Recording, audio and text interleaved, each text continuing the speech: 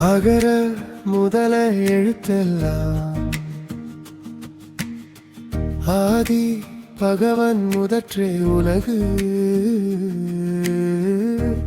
எழுத்தின் தொடக்கம் நீயே, என் வழியின் முதலடியே.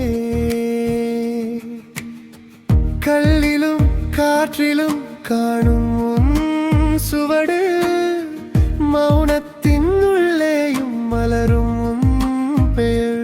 அடிப்படை நீயே, அருளின் தொடக்கம் நீயே, எல்லாம் உன்னில் தாங்குகும் என் இதயம் சொல்கிறது. அகர முதல ஆதி பகவன் நீயே. அகரம் போல அனைத்தும் நீயில் ஆரம்பம்